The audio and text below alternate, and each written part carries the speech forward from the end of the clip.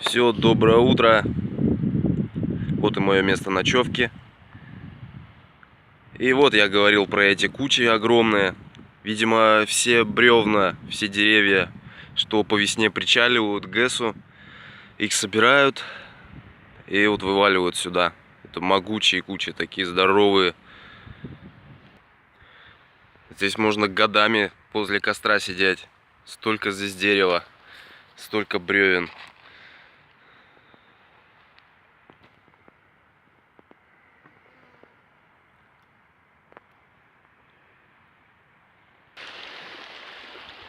Здесь вон такие могучие стволы дубовые лежат.